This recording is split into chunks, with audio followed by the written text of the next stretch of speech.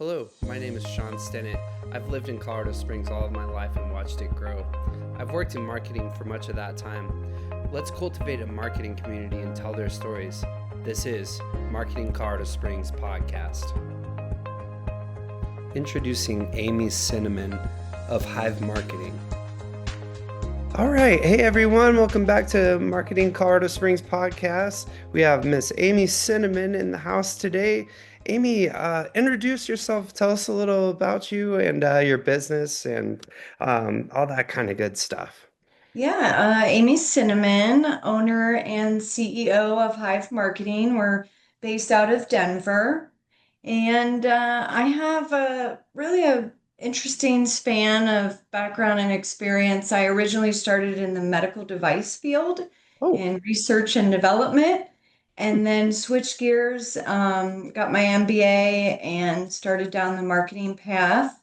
So we have a team of about 7 individuals, mhm.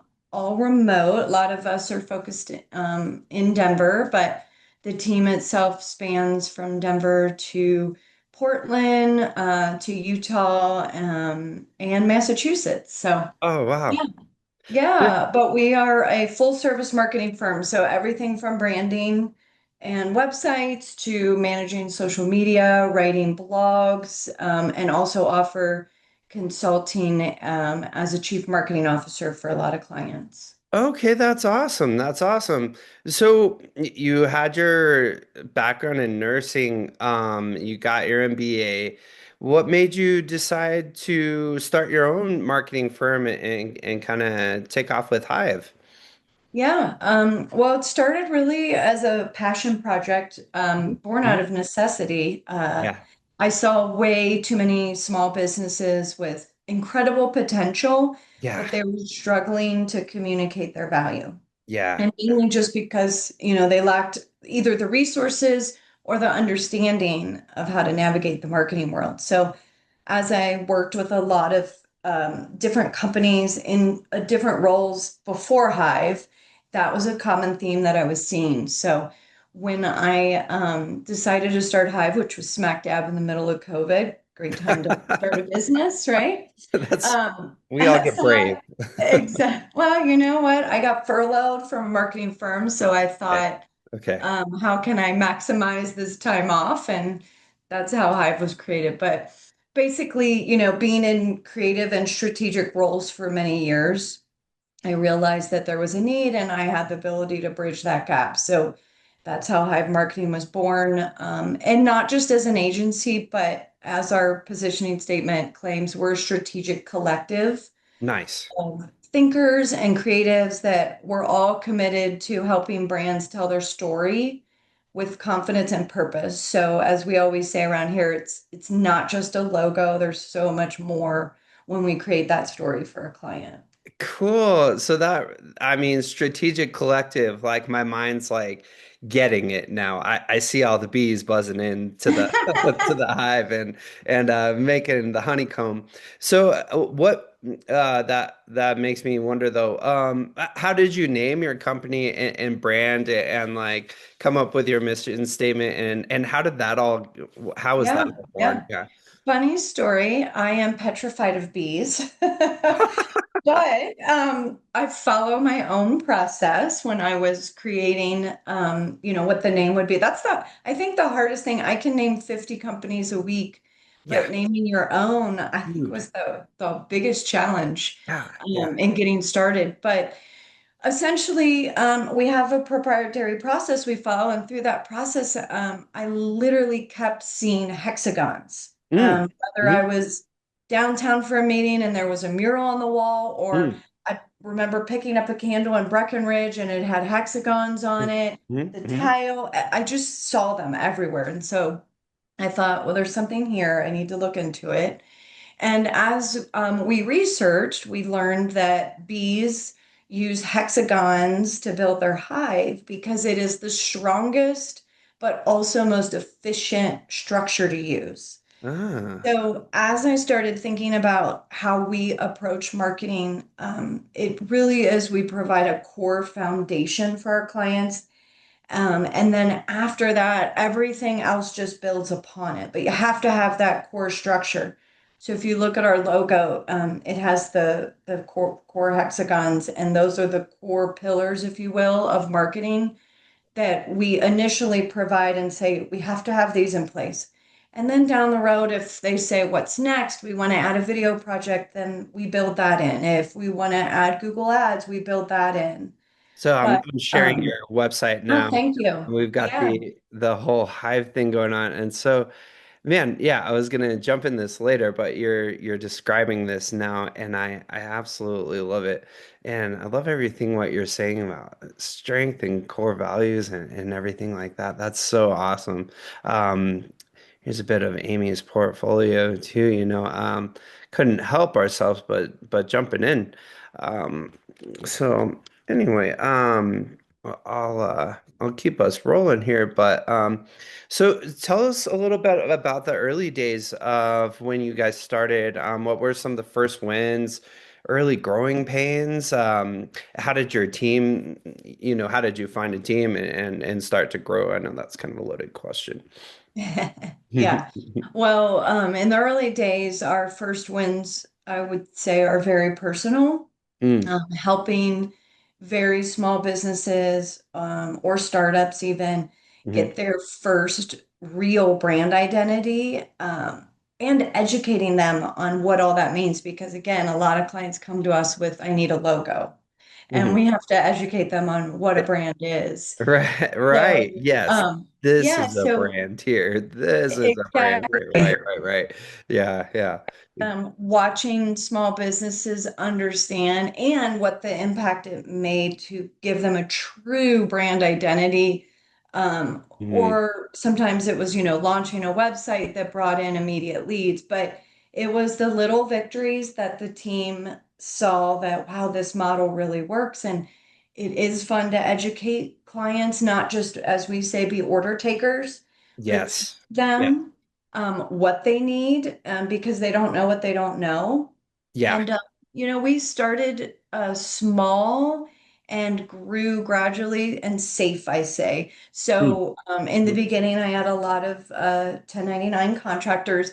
And hmm as the business finances justified, then we would bring them on as salaried employees. Nice. So, yeah, so I think also what's important for me to share that's very personal as well with Hive getting started.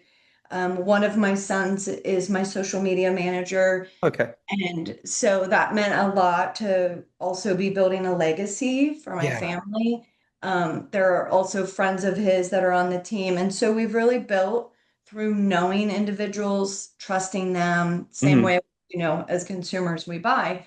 hmm Um, but that's really, yeah, the beginning were small wins, but seeing that, hey, this works and hearing the feedback from clients that, oh my gosh, whatever you did, everybody's telling me they noticed. And so Yeah. that's really what fueled our passion to continue. So, That's so cool. That's so cool. And as we were going through your portfolio there, you have such a strong branding elements and brand presence, and you build out such a beautiful corporate identity. And I love what you said about how clients come to you asking for a logo, and you're like, "Oh no."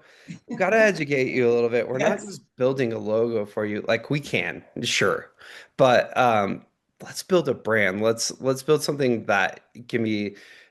I say to people, it's the cornerstone of every business, and it's like, well, we want to provide a sturdy handshake for you, not just a floppy brand that you're gonna take to Vistaprint. No offense, Vistaprint, but run off and print your own business cards and do that kind of stuff.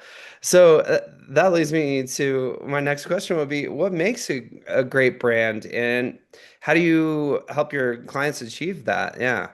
Yeah. I would say a great brand is first and foremost rooted in clarity. So it knows who it is, hmm who it serves, and what it stands for. hmm hmm I use the example, I worked for a marketing firm, actually out of the Springs for a while, Okay. that we almost predominantly did marketing for orthodontists. So Hmm. people would say, well, don't we all do braces and Invisalign? And the answer was yes. But the how you do it and the experience the customer's going to have looks extremely different from office to office, right? Yeah, yeah. So at Hive, our job when we're making a great brand is to dig really deep into the why behind the business. That's And good. we ask a lot of questions that clients look at us like they're in a therapy session. So we ask a lot of questions that they never realized matter when discussing what a brand's going to look like. Uh-huh. So we really help them uncover their authentic voice and align that, of course, with a visual identity and messaging strategy that builds trust and recognition. Because I tell my clients, it's not the most dollars in the ad spent. Yeah. It's really the most human company wins in Yeah. today's world. So a great brand doesn't just look good, but it resonates, connects, and then converts Oh, potential clients into clients. beautiful, beautiful. Sounds like you've thought this through. Yeah, I kind of do it every day, but Yeah, yeah. That's so cool. So I did a little bit of research on your website and I was interested in some of your process. There's something called what is the marketing edit? How do you decide what approach to take and which marketing campaign is best for your clients? So, you kind of describe the Invisalign thing with every, orthodontist brand that you were representing. But, even in that niche, it's a little different. So, so how do you establish that with Hive and appeal to this marketing edit? yeah, and I'll just take one step back. So Mm-hmm. we identified that there's three distinct services, if you will, that we offer. They fall into three buckets. So one Hmm. is the marketing edit, Hmm. which I'll explain. Hmm. The other is the brand edit, and then the growth edit. So the Okay. growth edit is me coming in. It's kind of like the third phase of me coming in, doing the strategic leadership consulting. The Hmm. brand edit is just that. It's creating the brand and the website. And Hmm. then the marketing edit is really what I think I'm most proud of. It makes us the most unique. It is essential. What I learned was through the agency work, we would create great brands and websites, and then the clients, they'd be dead in the water, right? They didn't know Ah, what to do with it. They yeah. didn't have the resources. They're like, what now, right? I just plug it into a letterhead. Hmm. So I realized there was a real need to provide an outsourced option to manage all that for them. So the marketing edit is just that. We Hmm. build a custom strategy based on whatever their budget is, goals, bandwidth, things like that. It's not cookie cutter Hmm. packages. We Hmm. customize it. So what Nice. that looks like in an ideal state is we come in and we are managing their social media. So we create the content, we post the content, we brand, of course, everything. We write their blogs, we maintain their website. I think that's the most under estimated need. People think I have this great website, now it's going to run on its own. Yeah. As I like to say, you have to keep it alive on the vine. Yeah. So Love we that. manage and maintain. It also includes hours to make changes. And then we offer graphic design hours. So they have an on-demand graphic designer Oh, where nice. yeah, and then we meet once a month. So as we meet, ideas come up, and then instead of me saying, "Oh yeah, we can do that for you for another $1,000," it's Yeah. an all-inclusive partnership, if you will. So if I am giving them some ideas for an event, or have you tried this, or do you have this in your sales arsenal? And the answer is no, then I go back to their graphic designer and say, we need to create this, and it's included. Mm-hmm. So it's an all-inclusive, an entire marketing department for less than the cost of a part-time employee. So they have a social media manager, a graphic designer, a web developer, a content manager, and in some regards, in a little bit, have a leadership chief marketing officer. So it's Yeah. worked really well, and it truly is our differentiator. That's huge. That's huge. I'm so glad I asked this question. So they're in the middle of the lake and now they have a motor to get around and Absolutely. get to all the fish that they need to find. That's so awesome. Well done. Yeah, and it's cool because like people don't realize that they need a marketing department. I don't know how many small businesses, mid-sized, even larger businesses that just kind of completely oversee this. And so, I find incredible value of this and like, wow, you can use Hive as your peripheral and really launch yourself into this. Um, Speaking of fishing, do you find you ever teach your clients to fish, so to speak? Like, Oh, yes. yeah, I, yeah, yeah. I sometimes feel like a business coach most days, especially with small business Yeah, owners yeah. that either don't have a sales team Hmm. or they lost the only salesperson they had, and Hmm. or they were living off referrals. And Hmm. now, Hmm. for whatever reason, referrals can dry up. So I have to educate them on business development and how a healthy business is really pulling opportunities from multiple areas. So absolutely, I spend a lot of time coaching on that. Good, good. Well, they're in good hands, it seems. You've Oh, got a thank you. good lid on it. So, as you're coaching these people, what are some common misconceptions small business owners have about digital marketing? There's probably more than one. Yeah, I would say the biggest one is expectation of instant results. Yeah, we get that a lot Um, around here. yeah, or that it's just, I need this one thing. I'm doing social media, Mm, or I'm doing podcasts, or I have a mm, great website, mm. right?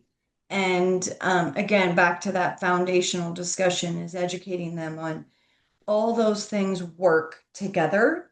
And so if one is missing, it's like having three tires on a car, right? You need all four. Yeah. So, now also on the flip side, you don't have to do everything, right? Owners think, well, I have to spend tens of thousands of dollars in Google Ads to beat my Eh, competitor. I have to do this.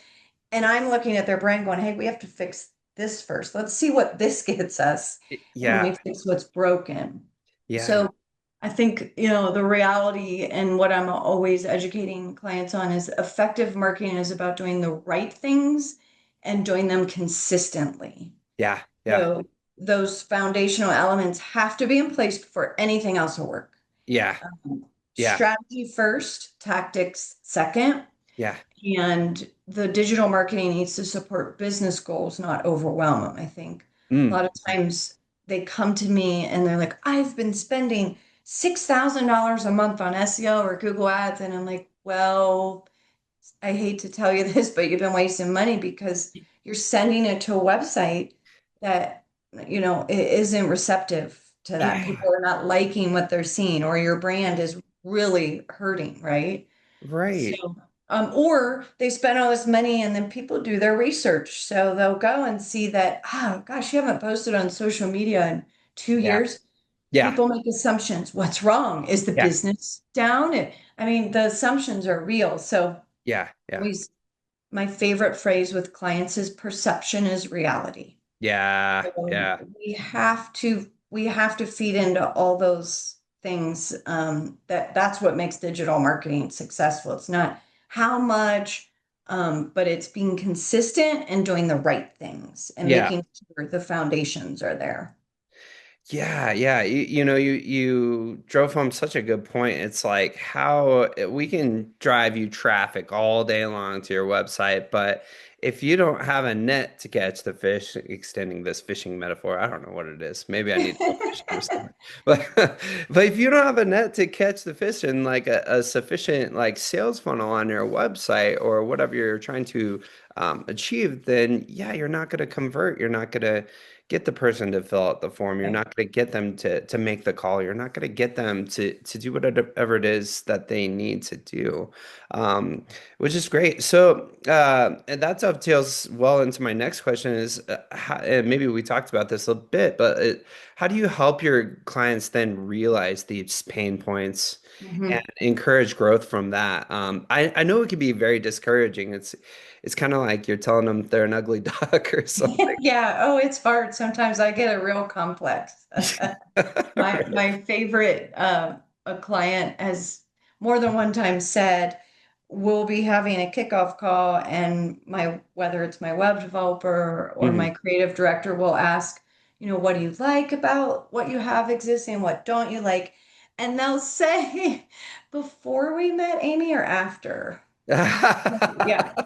Talk about giving a person a complex, but in all seriousness, we look at each relationship and we approach it, I would say, with curiosity and empathy.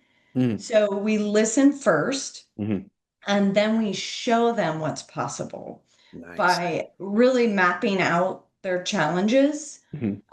So I earn that trust, if you will. So I ask them, hey, tell me what you like. We do a benchmark exercise as part of our brand, Hmm. and we pull in competitors' brands Hmm.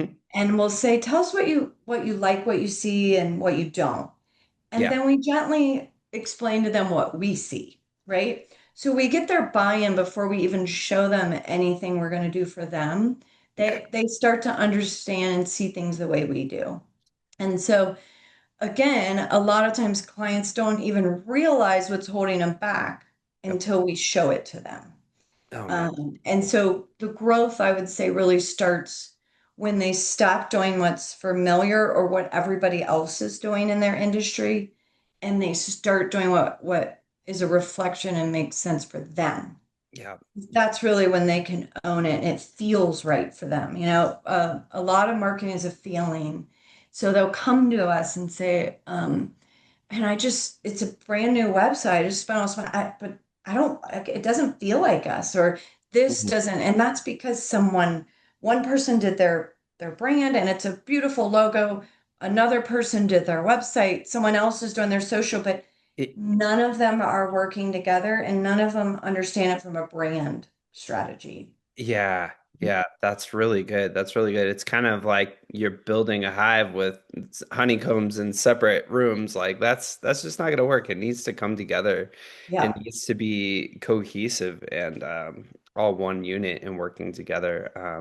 So yeah, like I think it's so important for clients to come to these realizations, and it seems like you have a good way of like, okay, here's the trees in the forest. Here's how to walk through the path, kind of a thing. Exactly. So yeah, yeah.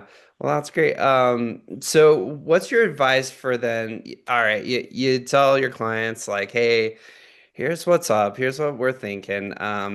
You've made this realization. So, what's your advice for then small to mid-sized businesses that are feeling overwhelmed by digital marketing? Sure. I would say pause, Okay. take a Breathe. breath, Oh. and yeah, breathe and start with one thing. Hmm. Uh, Hmm.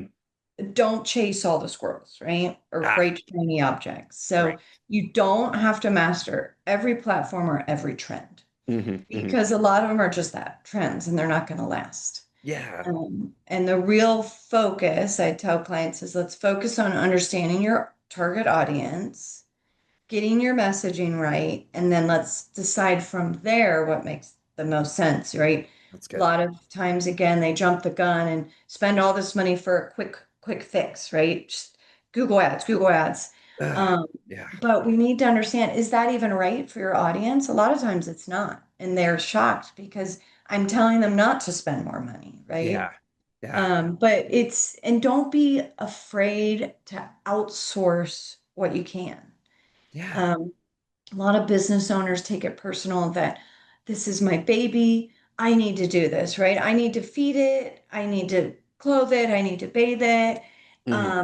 But Hmm. sometimes you need help. And so don't be afraid to outsource those things. And really your time as a business owner is way better spent doing what you do best, which is running the business or whatever that trade is or service that you're offering, and let someone else who does it for a living do it, right? Right.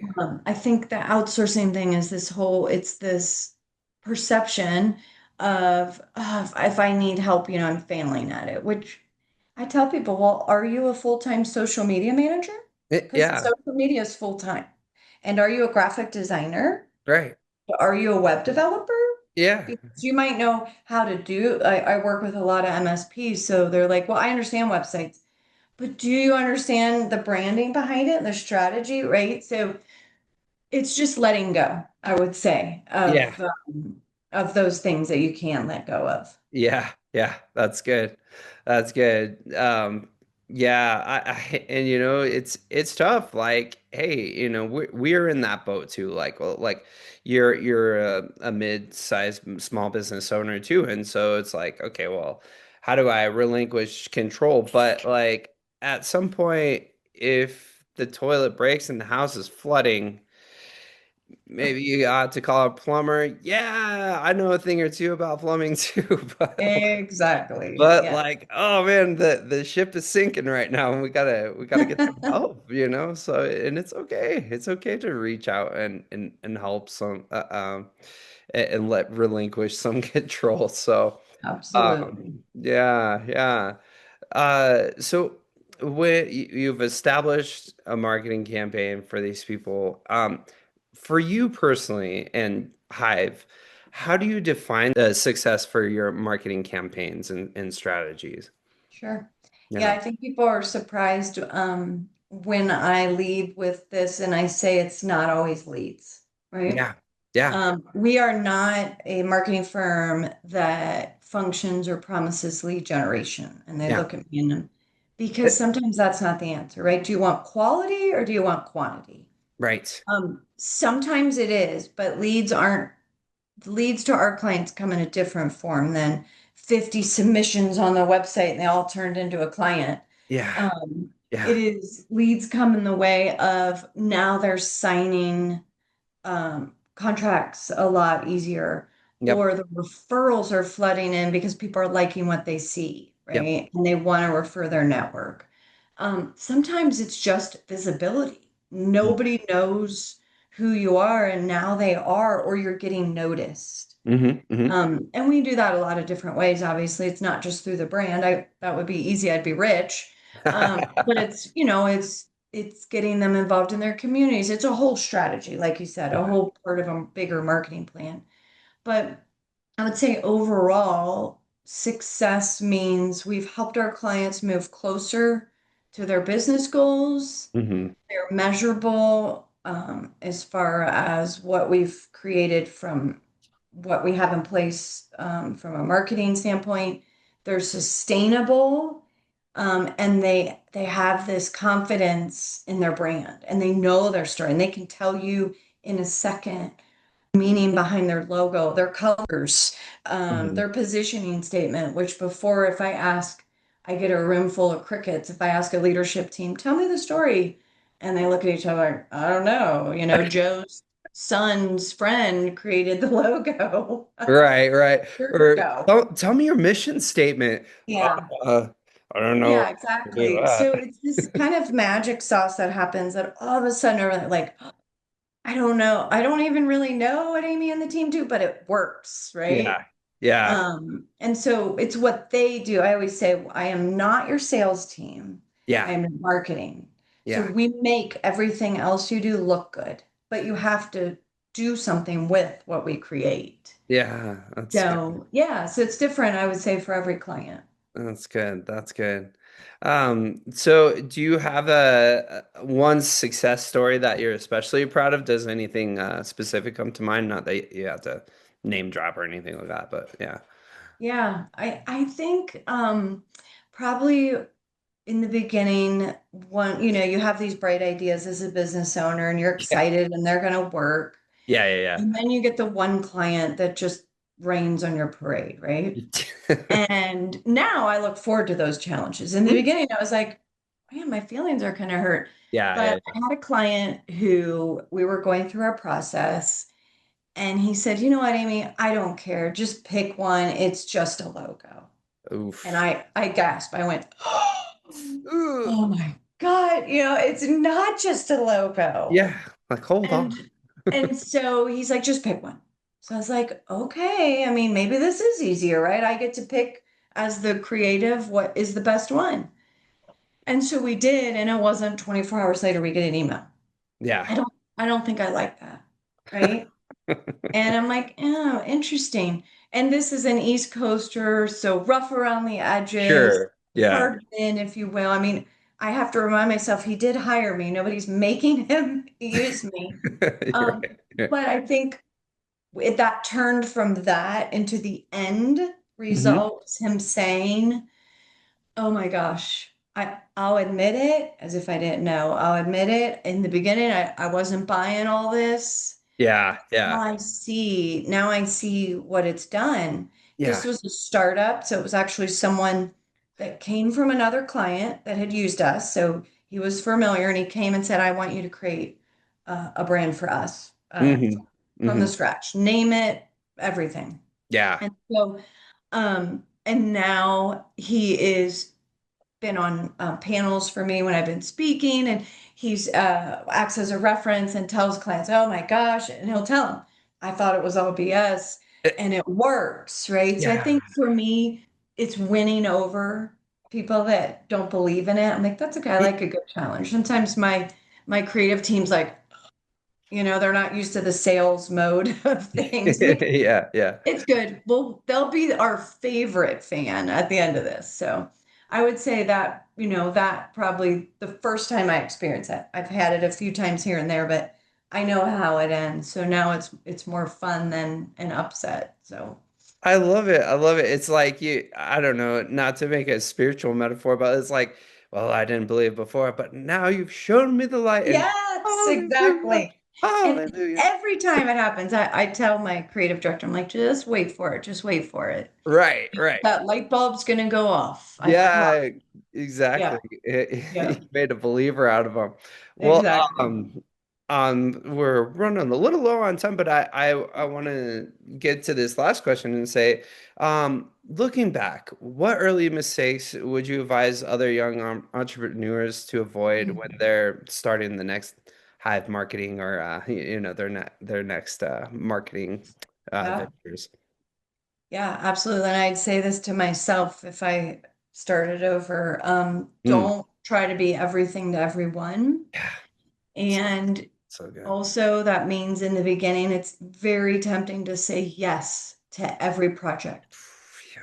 Um, Even if you're like, this isn't a good fit for us, or they don't really buy into our model. But in the beginning, right, you're giving away the farm, so to Yep. speak. Yep. I made that mistake. And now I'm at a point where I can say no to certain industries because I've learned from my mistakes that they're not good fits Yep. for our process. Yep. And it really just wastes both our time. Yeah. So I'd say that. And then second, build systems and processes early, Mm. even if they're simple. Hmm. So we have fine-tuned our branding process to what it is today. In the beginning, it was just a wing it. I know what I'm talking about. I'm good at this. And now it's a process that really works, and I can measure that it works. And Right. lastly, I would say surround yourself with people who challenge you, that are better, smarter than you, not just Hmm. support you. And I Hmm. think that's where the real growth comes as a business owner. I am not afraid to admit most people on my team know more about what they're doing than I do. And Right. Exactly. a lot of people think as a business owner, you're the expert in every one of those things, but you hire people to help you. Yeah. And really, there are things I don't even know what my Right. team's doing, but it works and I trust them and they're amazing at it. And so, yeah, I would say those are the three pieces of advice I would offer anyone getting started. That's so good. Like I love what you're saying there because I work with a company called Steck Insights. They power this marketing Colorado Springs effort. And yeah, like man, I know a lot about websites and I know a lot about branding and I'm also an entrepreneur myself. Like I've done this for 15 years now and do it myself, but like I quickly realized, like, man, I'm much more of an artistic visionary than I am a web developer, right? And it's like Right. those are two very different sides of the brain. And it's kind of like what we were talking about with relinquishing control over your business, like no one to hire a marketing expert and no one to get a good team behind you or just even like outsourcing to a contractor. So Hmm. yeah, I mean that is so good. That is so good. And it seems like you surround yourself with a awesome group of people. And so definitely go check Amy and her whole Hive out. Look at all these wonderful people. Uh, and yeah, we have Hive Marketing, HYVE marketing.com is her website. Any other events or stuff you guys got going on here in the near future we should know about? Hmm? We do run our own networking group. It meets the third Oh, Wednesday of every month in the oh, Greenwood Village area. It's open to anyone. It's a oh. very low key, no pressure. We Yeah. have beers at a brewery and Oh, talk to each sweet. other. Yeah. And that is called the Hive Life. So if you go to thehivelife.com, all Okay. the details are there, but it's always the third Wednesday of every month at the same brewery. Perfect. Yeah, Downhill Brewing in Greenwood Village, but it's a great way to network. If you're looking for just where do I start to build my network, it's Hmm. a great place for that. That's great. That's great. Yeah. Yeah, And we're marketing Colorado Springs, but obviously we cross-pollinate with, yeah, Pueblo, Denver, it's all the surrounding areas. So I mean, really, you look down I-25 and it's one super city anyways. absolutely. Nowadays. So I love your cross-pollination reference. I'm all over it this morning. Well, I'm almost out of time here. Thank you so much, Amy. My sign off is we're trending upward, Colorado Springs. So thank you for your time and have a blessed day. You too. Thanks for having me. Yep, Bye. yep. Bye-bye now.